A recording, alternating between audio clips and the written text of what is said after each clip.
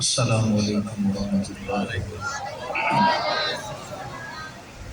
الحمد للہ نحمده ونستعینه ونستغفره ولا إله غیره ولا خیر الا خیره وهو النعم المولى ونعم النصير ولا حول ولا قوة إلا بالله العلي العظيم الصلاة والسلام على سيد الأنبياء والمرسلين عليه وعلى آله وأصحابه أجمعين أما بعد فأعوذ بالله من الشيطان الرجيم بسم الله الرحمن الرحيم أليس الله بكاف عبده صدق الله مولانا العظيم وصدق رسوله النبي الكريم الأمين يا صاحب الجمال ويا سيد البشر من وجهك المنير لقد نور القمر لا يمكن الثناء كما كان حقه بعد خدا بزربتوي قصة مختصر بلغ العلا بكماله كشف الدجى بجماله حسنت جميع خصاله صلوا عليه وآله محبت عقیدت الفطر پیار سے درود پاک پڑھ لیجئے الصلاة والسلام علیکہ یا سیدی یا رسول اللہ وعلى آلك وأصحابك يا سيدي يا حبيب الله الصلاة والسلام عليك يا سيدي يا رحمة للعالمين وعلى آلك وأصحابك يا سيدي يا جد الحسن والحسين سبحان الله نہایت ہی واجب احترام معزز و مکرم پیر طریقت بدر شریعت حضرت علامہ مولانا پیر سید اذکار الحسن شاہ صاحب مد ذکرہ العالی جملہ وابستگان و فیض یافتگان اللہ رب العزت کا کروڑ بار شکر ہے کہ اس نے ایک مرتبہ پھر ہمیں تکمیل قرآن کی اس عظیم الشان بزم میں بیٹھ کر اپنے دلوں کو قرآن کے نور سے منور کرنے کا موقع عطا فرمایا۔ موجم الصغیر میں ایک روایت ہے کہ تکمیل قرآن کے موقع پر جو بھی دعا کی جائے اللہ اس دعا کو شرف قبولیت عطا فرماتا ہے۔ بعض صحابہ کا معمول ہوا کرتا تھا کہ وہ قرآن مجید کی کچھ صورتیں باقی رکھ کر اپنے دیگر دوستوں کو صحابہ کو مدعو کرتے اور کہتے کہ ہم نے قرآن مجید کا آغاز کیا تھا اور فلاں دن اس کی تکمیل ہو رہی ہے، آپ آئیں گے، مل بیٹھ کے رب کا قرآن مکمل کریں گے، پھر دعا کریں گے تاکہ اللہ ہم سب کی دعاؤں کو قبول فرمائے۔ سبحان اللہ۔ دوستان محترم، صحیح ابن حبان میں ایک حدیث مبارکہ حضرت عائشہ صدیقہ راویہ، یہ ذرا اس کا ساؤنڈ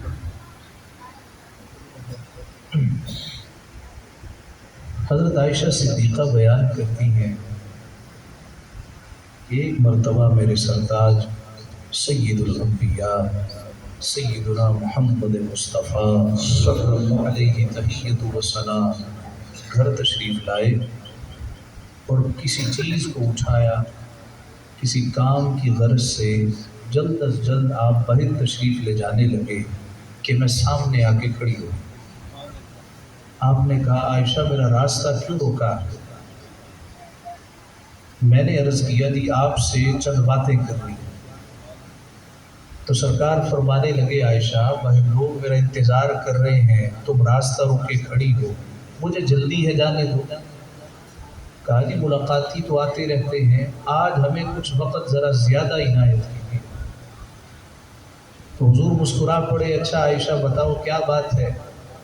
تو سیدہ کہتی ہیں میں نے عرض کیا یا رسول اللہ صلی اللہ علیہ وسلم میرے ابا جی نے کہا تھا عائشہ جس روز دیکھنا نا کہ سرکار کا مزاج مبارک بڑا اعلیٰ ہے اور چہرے مبارک خوشی کے اثرات نمایاں ہیں، تو حضور سے اپنے لیے اور میرے لیے دعا ضرور کروانا۔ تو یا رسول اللہ، آپ کا چہرہ مبارک آج خوشی سے دمک رہا ہے۔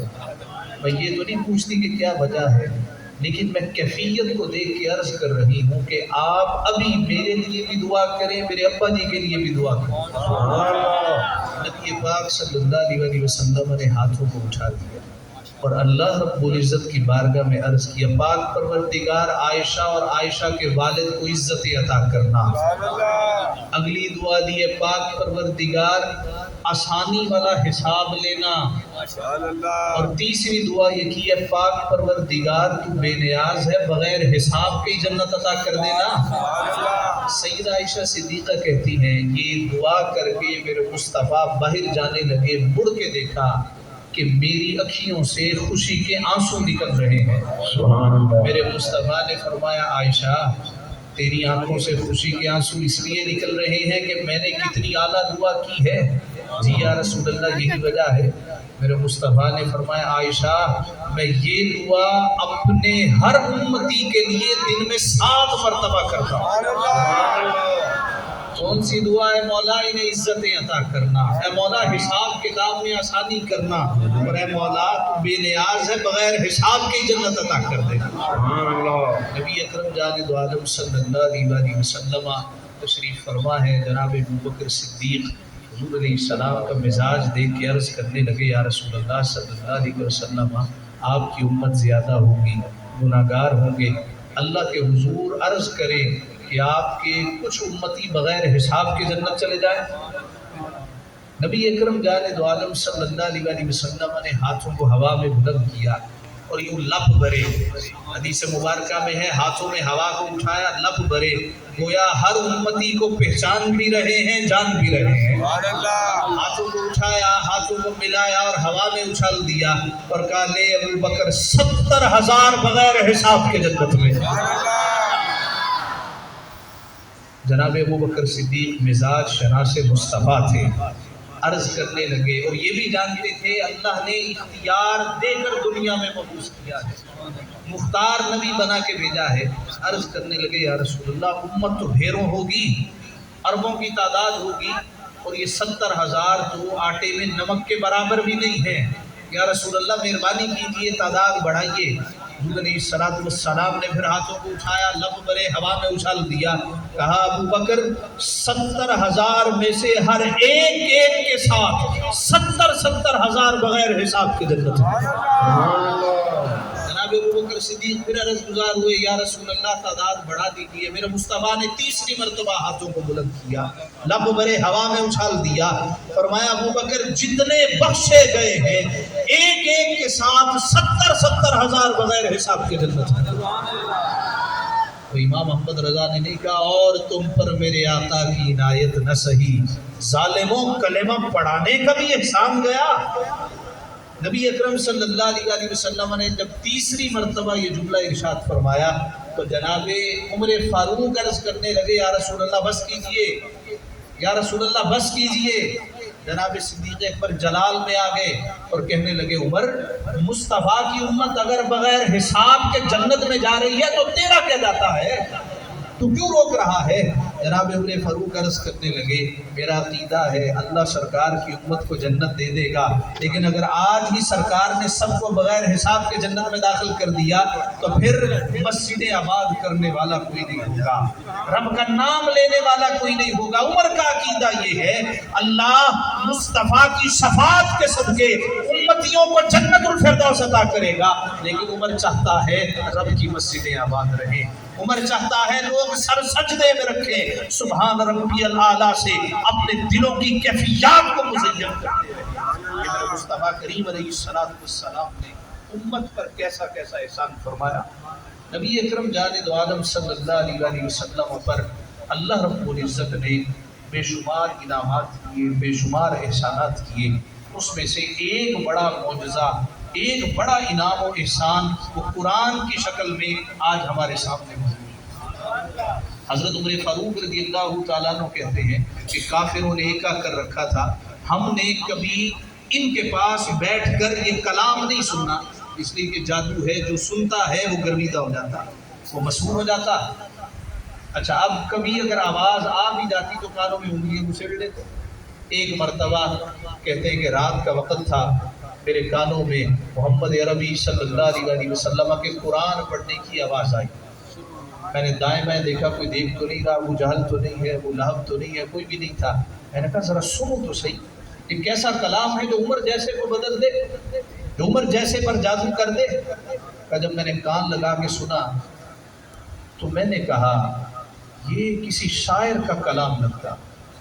الحاقہ ملحاقہ وما ادراک ملحاقہ کذبت ثمود وعاد بالقاریہ فاما ثمود فاہلکوا بالطاغیہ۔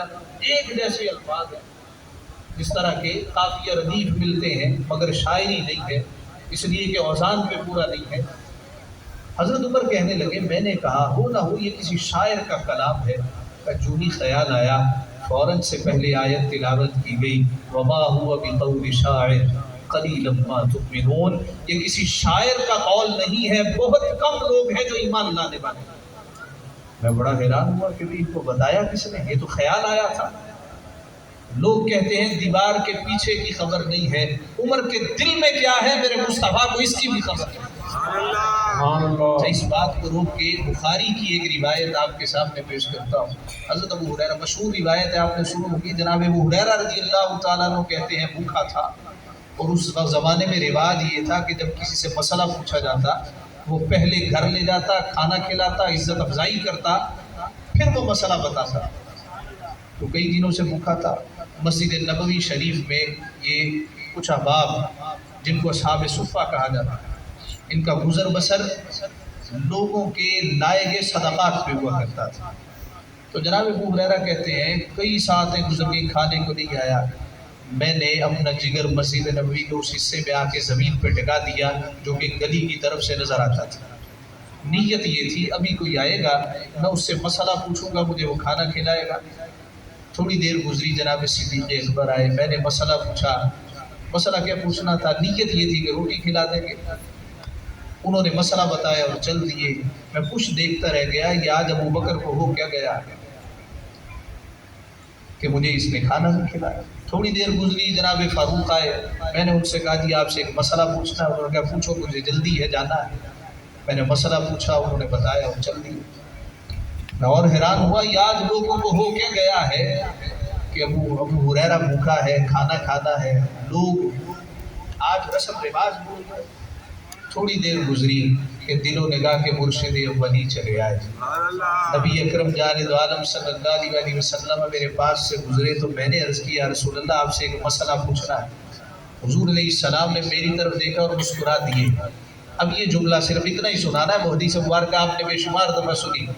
نبی اکرم جانب عالم صلی اللہ علیہ وسلم مسکرا دیے۔ آگے الفاظ یہ ہیں، جناب ابو ہریرہ کہتے ہیں فَعَرَفَ مَا فِي نَفْسِي وَمَا فِي وَجْهِي۔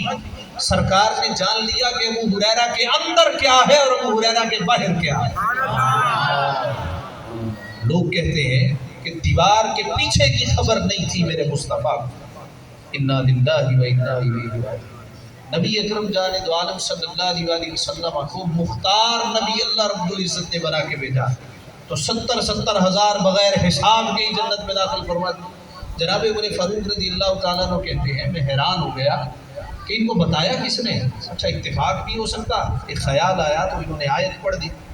شاعر کا قول نہیں ہے، اچھا شاعر کا نہیں ہے تو جادو ہوگا کہ جنتر منتر اس طرح کے ہوتے ہیں اس میں الفاظ سمجھ میں نہیں آتے۔ اور یہ بھی ایسے ہی ہے، الحاقہ ملحاقہ وما ادراک ملحاقہ۔ اللہ کہتا ہے تمہیں ادراک ہی نہیں ہے کہ یہ حاقہ کیا ہے، تمہیں خود خبر نہیں ہے۔ جناب فاروق کہتے ہیں میں نے کہا اچھا یہ کوئی جنتر منتر ہوگا۔ کہ جو ہی یہ خیال آیا فوراً اگلی آیت تلاوت کی گئی، وَلَا بِقَوْلِ كَاهِنٍ قَلِيلًا مَا تَذَكَّرُونَ۔ یہ کسی کاہن جادوگر کا قول بھی نہیں ہے، کم لوگ ہیں جو نصیحت پکڑنے والے ہیں۔ اور حیران ہوا کہ آج ماجرا کیا ہے، یہ چل کیا رہا۔ اچھا یہ بھی اتفاق ہو سکتا، نہ تو شاعر کا ہے نہ کاہن کا ہے، تو پھر یہ کس کا کلام ہے؟ کہ فوراً اگلی آیت تلاوت ہوئی، تنزیل من رب العالمین۔ نہ یہ کسی شاعر کا ہے نہ کسی کاہن کا ہے، یہ تو رب العالمین کی طرف سے نازل کردہ کلام ہے۔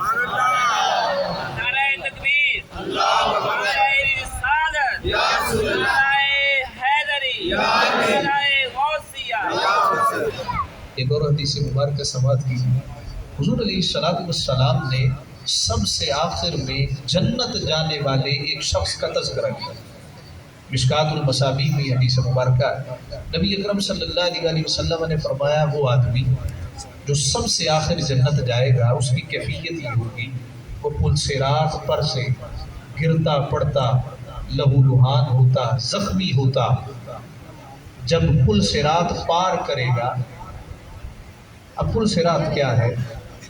اسلامی عقیدے کے مطابق یہ جہنم کے اوپر تلوار سے تیز اور بال سے باریک ایک پل ہے، ہر شخص نے اس پر سے گزرنا، اس کے پار جنت ہے اور نیچے جہنم دہک رہا، جو گر گیا سو گر گیا اور جو بچ گیا اللہ تعالیٰ جنت عطا فرماتا۔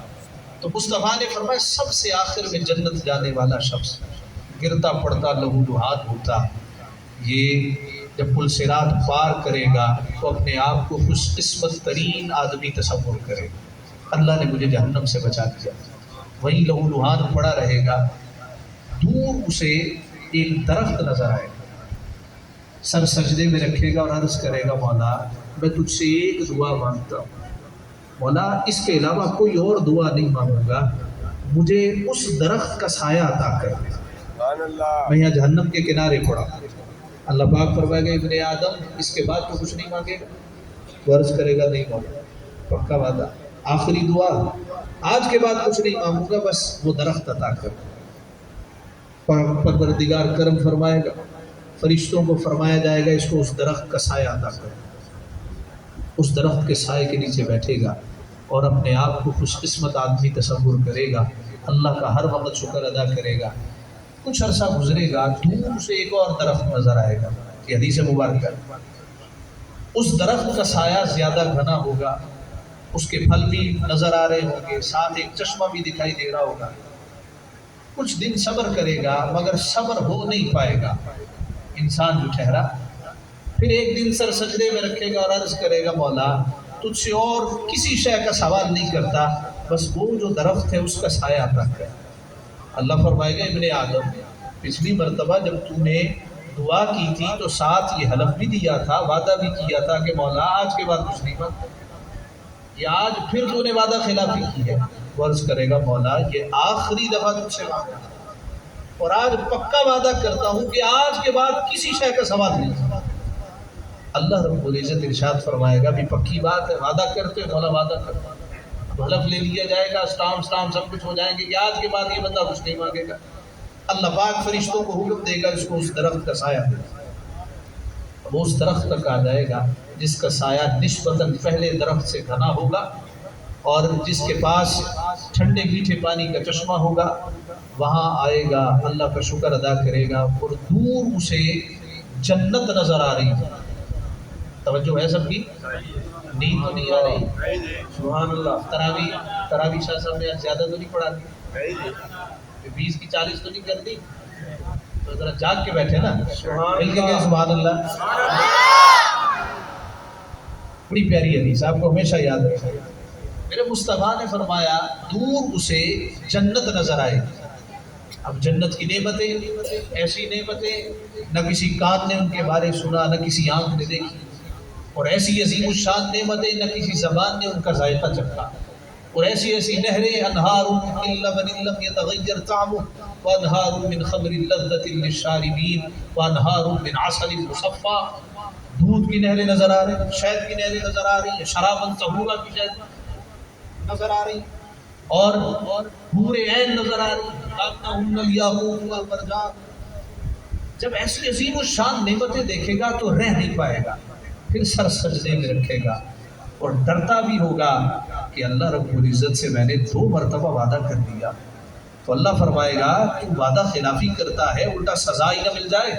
ڈرتا بھی ہوگا مگر سر سجدے میں رکھ لے گا اور عرض کرے گا مولا وہ جو جنت نظر آ رہی ہے میں ساری جنت نہیں مانگ رہا، مولا بس بالشت برابر مجھے وہاں جگہ عطا کر دے۔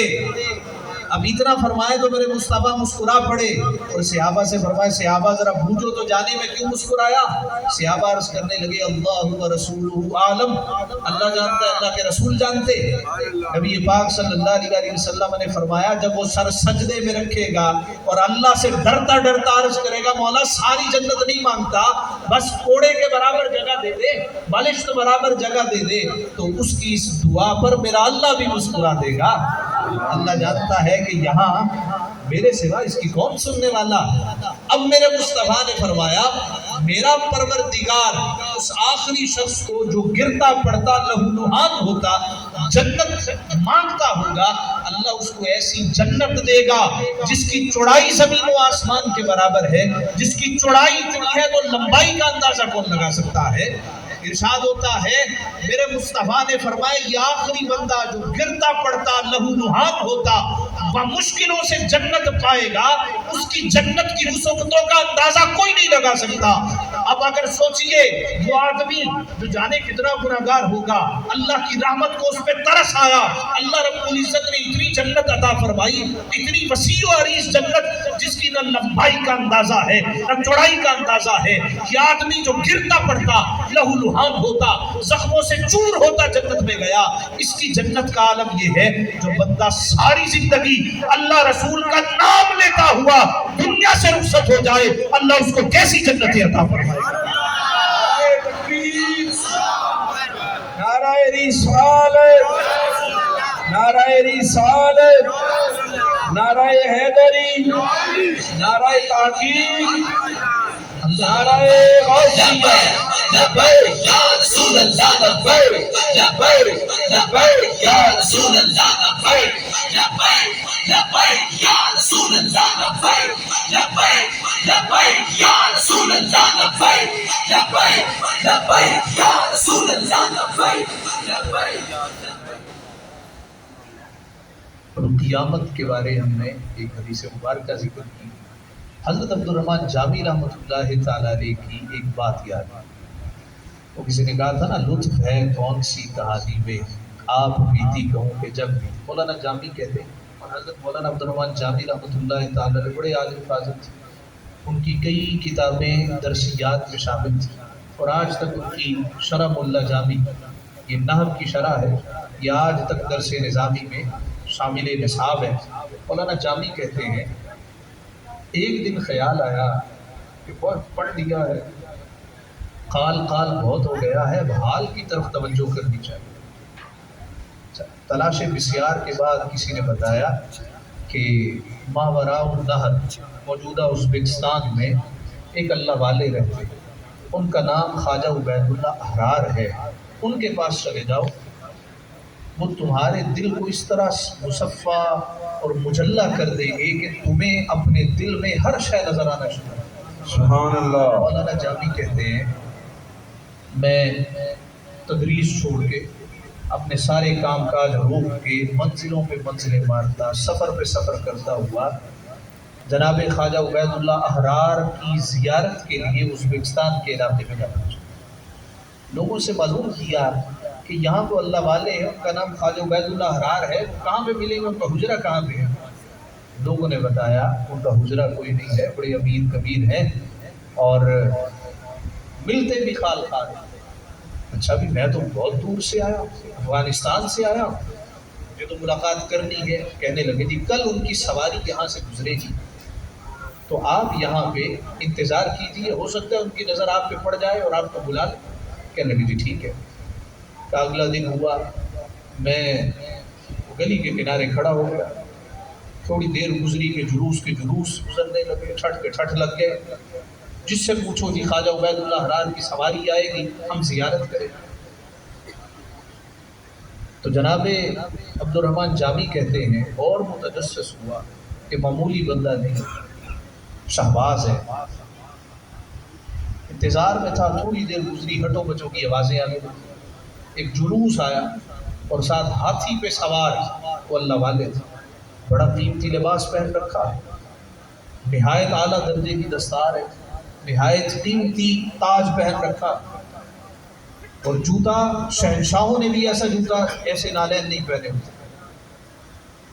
کہا جب سواری میرے قریب سے گزری میں نے غور سے دیکھا تو ایک مصرع کہا، نہ مردستا کہ دنیا دوست دارد، کہ یہ اپنے آپ کو اللہ کا ولی کہلاتا ہے، پوری دنیا میں دھوم ہے، یہ تو دنیا دار آدمی ہے، کتنا قیمتی لباس ہے، ٹھاڑ دیکھو ہاتھی پہ سواری کر کے آ رہا، اور ہٹو بچوں کی آوازیں آ رہی ہیں، ان کی پوشاک دیکھو، ان کے جوتے دیکھو، یہ فقیروں کی نشانی تو نہیں، یہ ولیوں کی نشانی تو نہیں۔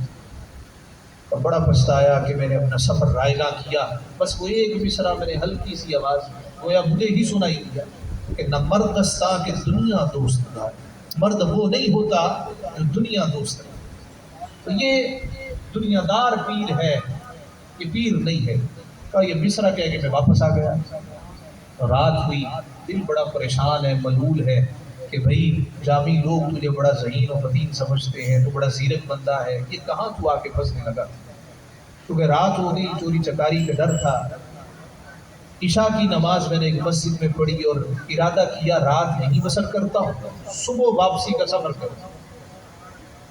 تو پریشانی کے عالم میں سویا، کیا دیکھتا ہوں حشر بپا ہے۔ اچھا یہ خواب کی بات ہے، اور خواب کا مطلق انکار کرنا یہ کفر ہے، مسئلہ یاد کر، خواب کا مطلق انکار کرنا یہ کفر ہے، اس لیے کہ اللہ رب العزت نے قرآن میں خوابوں کا ذکر کیا۔ نبی اکرم صلی اللہ علیہ وسلم فجر کی نماز کے بعد اپنا رخ انور صحابہ کی طرف کرتے اور فرماتے رات کسی کو خواب آیا ہے مجھے بتائے، میں اللہ کا نبی اس کی تعبیر بتا دوں۔ بشارتیں بھی باقی ہیں اور یہ خواب کی شکل میں ہے۔ تو جناب عبد الرحمن جامی کہتے ہیں میں سویا کیا دیکھتا ہوں حشر وفا ہے، لوگ آ رہے ہیں، کسی کو جنت کے پروانے مل رہے ہیں، کسی کو جہنم میں پھینکا جا رہا ہے، میں پسینے میں شرابور ہوں، جانے جامی تیرے ساتھ کیا ہوا۔ کچھ ساتیں گزری، آوازہ لگا عبد الرحمن جامی کی باری ہے، عبد الرحمن جامی سامنے آیا۔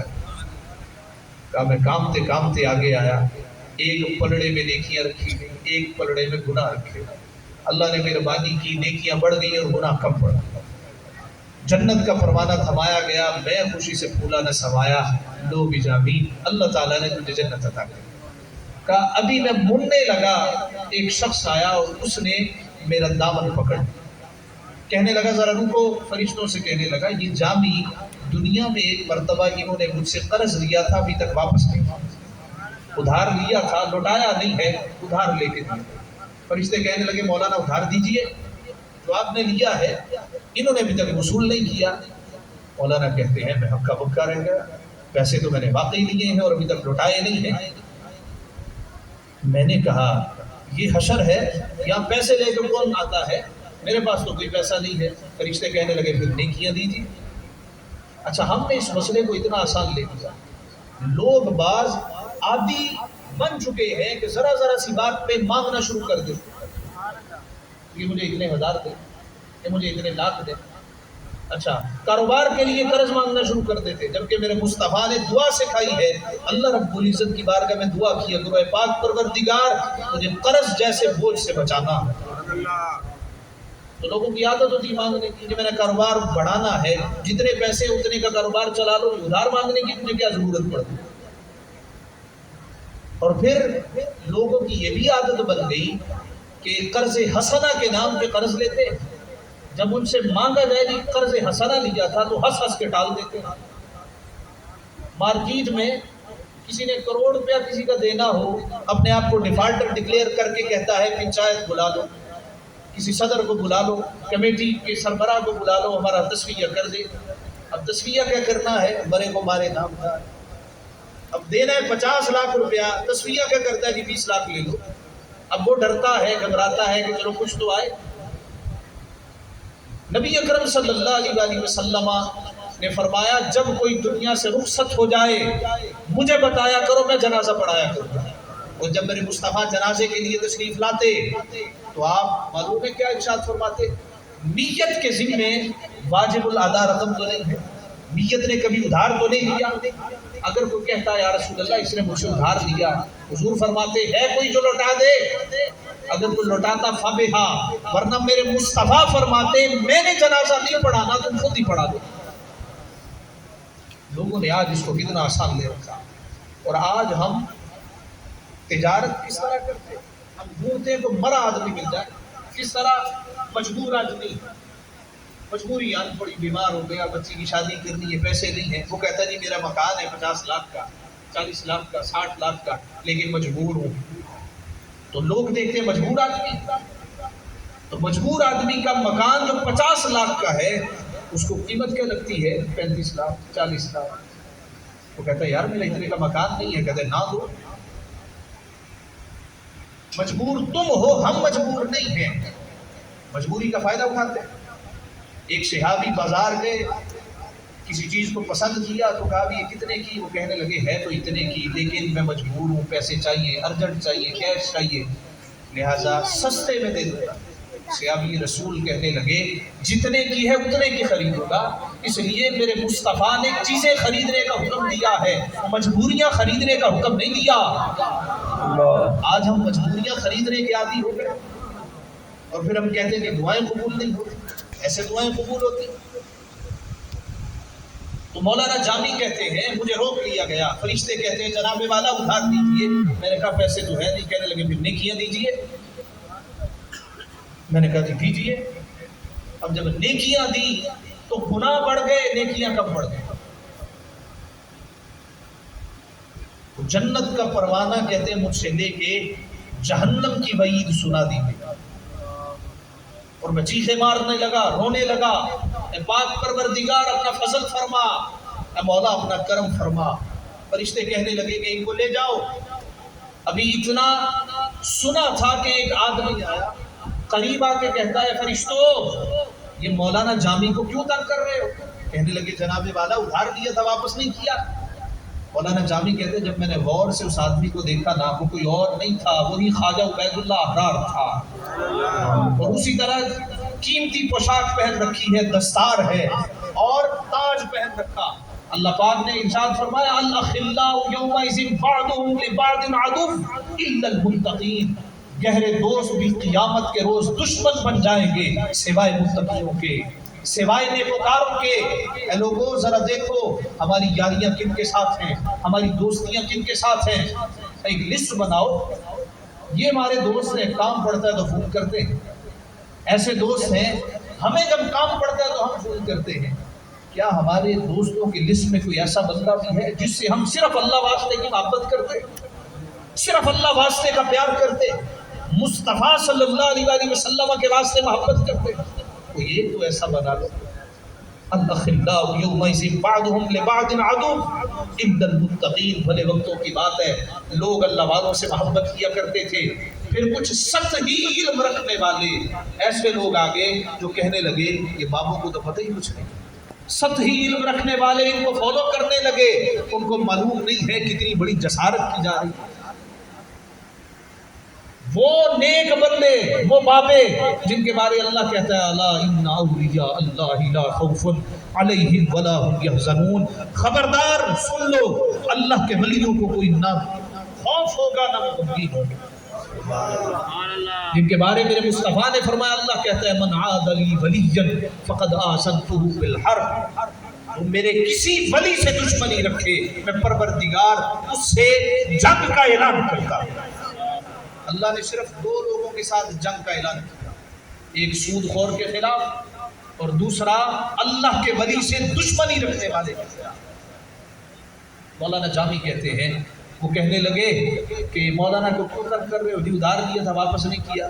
تو حضرت خواجہ عبید اللہ احرار نے وہی تاج اتارا اور اتار کے اس آدمی کو دیا. کہا جتنا ادھار مولانا نے لیا تھا یہ اس سے قیمتی ہے.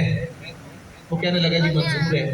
کہا کہ پھر انہوں نے جنت کا پروانہ دیا. میری آنکھ کھلی ہوئی، میں پسینے میں شرابور ہوں، بڑا پریشان پشیمان کہ بھئی میں خواجہ عبید اللہ احرار کے بارے کیا سوچ کے یہاں پہ آ گیا، کیسی کیسی بدگمانیاں پالی. الٹے قدموں واپس آیا اور دل میں سوچتا جاتا تھا معافی مانگوں.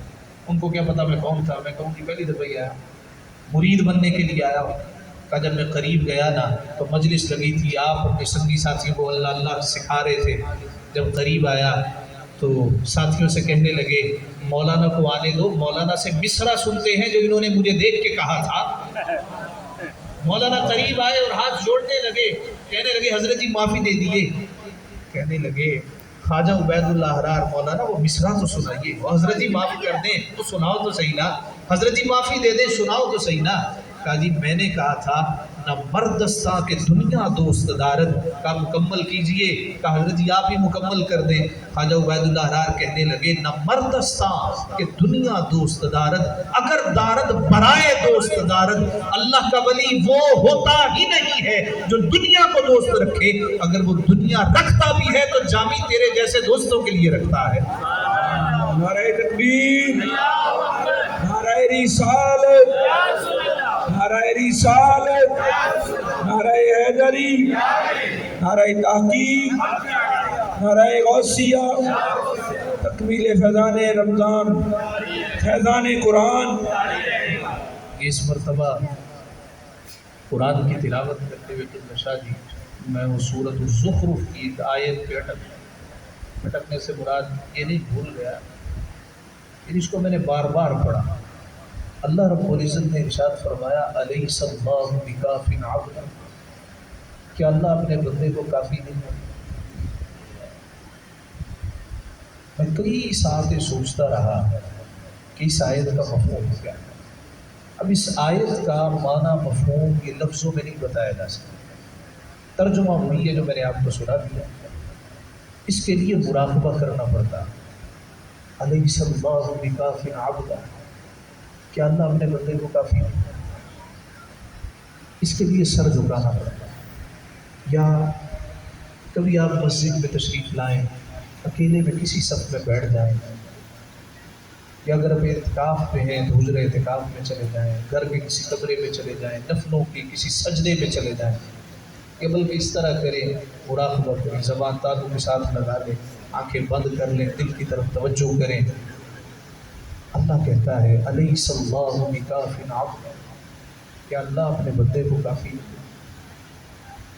یہ ایسے ہی ہے جس طرح کوئی آوارہ بچہ سارا دن آوارگی میں گزارتا ہے، جب شام پڑتی ہے تو گھر داخل ہونے میں ہچکچاتا ہے کہ ابا جی صلواتیں سنیں، ہو سکتا ہے پڑھائی بھی کریں، مگر ابا جی اماں جی سارا دن دروازے کی راہ تکتی ہیں، میرا لال باہر گیا تھا ابھی تک آیا نہیں۔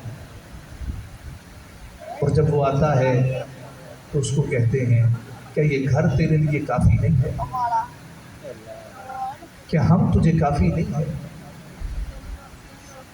یا بلکہ جس طرح کوئی سرپرست ہوتا ہے وہ اپنے سے کسی چھوٹے کو جو پریشان ہے، مقدمے بازی میں ہے، خود ہی لڑتا پڑتا ہے، خود ہی پریشان ہوتا ہے، خود ہی روتا ہے، بتاتا نہیں ہے، اور سرپرست کو پتہ چل جاتا ہے، سربراہ کو پتہ چل جاتا ہے، وہ اس کو لیتا ہے، باہوں میں بھرتا ہے، سینے کے ساتھ لگاتا ہے، اور گدی پہ ہلکی سی چمک بھی رسید کرتا ہے، اور کہتا ہے کیا ہم تیرے سرپرست نہیں ہیں؟ وہ اکیلا ہی پریشان ہوتا رہا، وہ اکیلا اندر ہی اندر گھلتا رہا، تو نے ہم سے ذکر کرنا بھی مناسب نہ جانا۔ اللہ کیا کہتے ہیں الیس اللہ بکاف عبدا، کہ اللہ اپنے بندے کو کافی نہیں ہے۔ یعنی غفور رب کے ہوتے ہوئے گناہگار تو کدھر جاتا، خالق و مالک کائنات کے ہوتے ہوئے بے گھر انسان تو کہاں پہ جا رہا؟ آنا پروردگار کی بارگاہ میں۔ آخری بات، حضرت شقیق بلخی کا ایک مرید تھا، ایک دن وہ نعرے لگا تھا، وہ اٹھا اور کہنے لگا اے لوگو میرا دل گم ہو گیا، میرا دل نہیں مل رہا۔ لوگوں نے کہا ایک پاگل آدمی ہے، باہر نکلا، بچے پتھر مارنے لگے، یہ بھاگتا بھاگتا دوڑتا دوڑتا کسی بند گلی میں چلا گیا، پھٹے کے نیچے چھپ گیا، بچوں کو نہ ملا، چھپا رہا کیا دیکھتا ہے کہ سامنے گھر سے ایک دروازہ کھلا، اماں اپنے بچے کو مار رہی ہے، بے تحاشا مار رہی ہے، اور بچہ رو رہا ہے اماں معاف کر دیں آئندہ نہیں کروں گا، اماں غلطی ہوگی آئندہ نہیں کروں گا، مگر اماں ہے کہ مارتی چلی جا رہی، بچہ رو رہا ہے، اور ماں نے بچے کو ایک زوردار تماچا رسید کیا، دروازہ بند کر دیا، اونچی آواز سے کہا تیرے لیے اس گھر کا دروازہ بند ہے، آج کے بعد تو نے اس گھر میں قدم نہیں رکھا۔ بچہ وہیں روتا رہا، پہلے چیختا رہا، پھر آواز آہستہ ہوتی رہی، پھر آہستہ ہلکے ہاتھوں سے دروازہ بجاتا رہا کہ اماں میری دروازہ کھولے، مگر اماں تو جلال میں، دروازہ نہ کھولا۔ بچہ دائیں بائیں دیکھتا ہے کوئی محلے دار آئے، میری جان خلاصی کروائے، مگر کوئی بھی نہ آیا۔ بچہ روتا روتا وہیں تھک کے سو گیا۔ تھوڑی دیر گزری، ماں کا جلال ٹھنڈا ہوا، مامتا جاگی، اس نے دروازہ کھولا، دیکھا کہ اس کا لال مٹی میں نت پت ہے، اٹا پڑا ہے، لباس گرد آلود ہے۔ تو ماں ہوتی، ماں کی مامتا چیخی، اس نے بچے کو اٹھایا، سینے سے لگایا، بچہ بھی رونے لگا۔ تو ماں روتے روتے کہنے لگی تجھے کتنی دفعہ کہا مجھے ستایا نہ کر، تجھے کتنی دفعہ کہا ہے ہمیں رلایا نہ کر، تجھے کتنی دفعہ کہا ہے کہا مانا کر، تو ستاتا بھی ہے، تو گستاخی بھی کرتا ہے، تو بات بھی نہیں مانتا، تیری وجہ سے ہم پریشان بھی رہتے ہیں، تیری وجہ سے ہم ہر وقت اذیت میں رہتے ہیں، اور تو ہے کہ تیری صحت پہ کوئی اثر نہیں پڑتا۔ بچہ رو رہا ہے، رو رو کے دعائیاں دے دے کے کہتا ہے اماں ایک دفعہ معاف کرو، آئندہ نہیں کرو۔ جب بچے کی آنکھوں میں ماں آنسو دیکھتی ہے نا تو ماں کا دل پسیج جاتا ہے، اس کو سینے سے لگاتی ہے اور کہتی ہے نہ پتر نہ رو نہ، آ تجھے اندر لے جاتی ہوں، تجھے کھانا کھلاتی ہوں، نیا جوڑا پہناتی ہوں۔ اتنا کہہ کے وہ اپنے لال کو اندر لے گئی، دروازہ بند کر دیا۔ یہ آدمی جو پھٹے کے نیچے چھپا تھا یہ وہاں سے نکلا اور نعرہ لگاتا لگاتا جناب شقیق بلخی کی مجلس میں آیا، حضرت جی مجھے میرا دل مل گیا۔ انہوں نے کہا بھی کیا ماجرا کیا؟ کہا میں نے دیکھا کہ ایک ماں نے غصے میں اپنے بچے کو یہ کہہ کے باہر نکال دیا تو میری بات نہیں مانی، دروازہ بند کر دیا مگر بچہ وہیں پڑا رہا، مٹی سے اٹا رہا مگر وہیں پڑا رہا، گرد آلود رہا مگر وہیں پڑا رہا، روتا رہا وہیں پڑا رہا۔ ماں نے پھر دروازہ کھولا اور بچے کو سینے سے لگا کے اندر لے گئی۔ مجھے میرا دل اس طرح ملا، میں نے کہا اے بندے جب تو نافرمانیوں پہ نافرمانیاں کرتا، جب اللہ رب العزت کو تو ستاتا ہے، پھر ایک وقت ایسا بھی آتا ہے اس کی رحمتوں کے دروازے تیرے لیے وقتی طور پہ بند ہو جاتے، لیکن اگر تو وہیں پڑا رہے اور اللہ کے حضور آنسو بہاتا رہے، روتا رہے، کرلاتا رہے، زاریاں پیش کرتا رہے اور عرض کرتا رہے مولا تیرا گناہگار بندہ، تیرا عاجز بندہ، تیرا نکما بندہ جس کے پاس تیرے در کے سوا کوئی در نہیں ہے، تیرے دروازے کے سوا کوئی دروازہ نہیں ہے، مولا یا تو بتانا کسی اور در پہ چلا جاؤ، مولا تیرے محبوب نے یہی در دکھایا ہے، میں تو یہیں پہ پڑا رہوں گا۔ ایک دن ایسا آتا ہے اس کی رحمت جوش میں آتی ہے، اس کی رحمت دروازے کھول کے بندے کو اپنے سینے کے ساتھ لگاتی چلی جاتی ہے۔ میں نے پہلے بھی یہ شعر کہا تھا، ہار نہ ہمت اس در پھیرا پائی جا، کدی تے پوچھو کون کنڈا کھڑکائی جا۔ اور اس کا کنڈا کس طرح کھڑکایا جاتا ہے؟ سجدوں کے ذریعے، قرآن کی تلاوت کے ذریعے، آنسوؤں کے ذریعے۔ بندہ جس قدر اس کے در پہ پڑا رہتا ہے، جتنی دیر زاریاں کرتا رہتا ہے، مولا کی رحمتیں اسی طرح بڑھ کے اس کا استقبال کرتی ہیں۔ اللہ رب العزت آج کی اس بابرکت رات کا صدقہ، تکمیل قرآن کا صدقہ ہمارے حال پہ خصوصی لطف و کرم فرمائے۔ اللہ رب العزت عالم اسلام کی خیر فرمائے۔ اللہ رب العزت ہمارے ملک کو استحکام و ترقی عطا فرمائے، اور اس آخری جہنم سے آزادی والا اشرا ہے، اس آخری اشرے کا صدقہ اللہ رب العزت ہمارے صغیرہ کبیرہ گناہوں کو معاف فرمائے۔ وآخر دعوانا ان الحمد للہ رب العالمین۔ سبھی